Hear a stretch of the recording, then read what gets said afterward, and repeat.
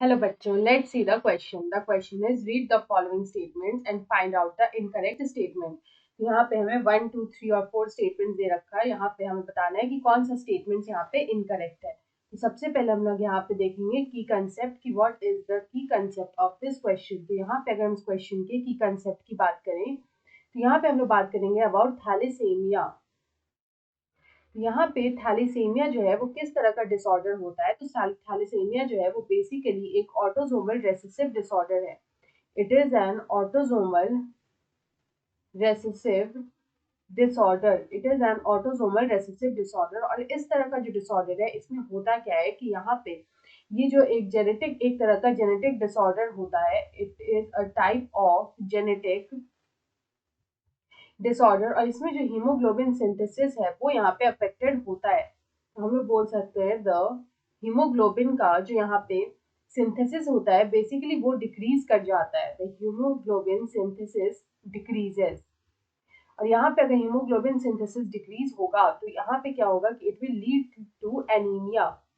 It will lead to anaemia. तो यहाँ पे अगर हम लोग देखें तो यहाँ पे जो हमारा फर्स्ट स्टेटमेंट दे रखा है कि alpha thalassaemia is controlled by two closely linked genes HPA1 and HPA2 on the chromosome 16 of each parent, and it is observed due to maturation or deletion of one or more of the four genes। तो हमारा जो यहाँ पे first statement है वो यहाँ पे true है या फिर हम लोग बोल सकते हैं कि वो यहाँ पे करेक्ट है।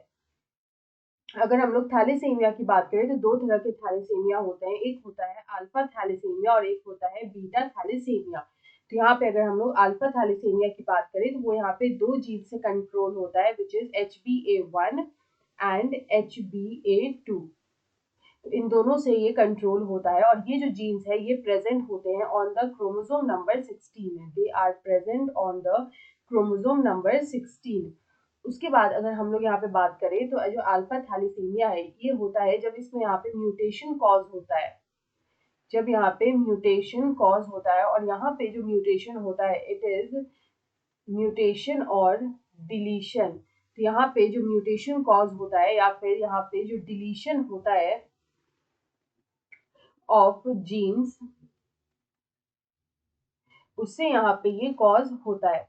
उसके बाद अगर हम लोग यहाँ पे सेकंड स्टेटमेंट देखें तो सेकंड स्टेटमेंट में लिखा है कि beta thalassaemia is controlled by a single gene HBB on chromosome 11 of each parent and occurs due to mutation of one और बोथ द जीन्स।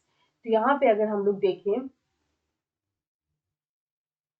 तो यहाँ पे हम लोग बात करेंगे अबाउट बीटा थैलेसीमिया की। तो हमारा ये स्टेटमेंट भी यहाँ पे करेक्ट होगा। तो यहाँ पे जो बीटा थैलेसीमिया होता है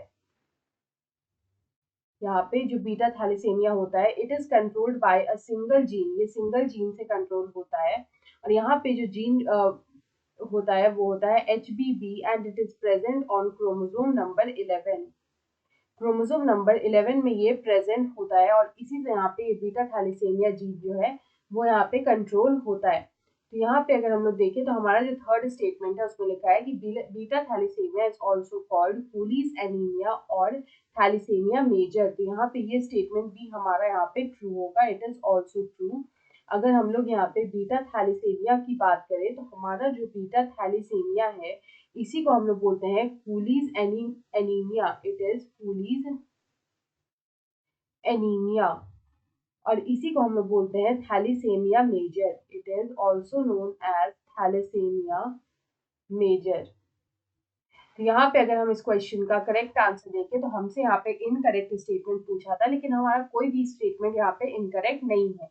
सो ऑप्शन 4 में दे रखा है none of the above. So option 4 is the right answer. I hope you understood it well. Best of luck.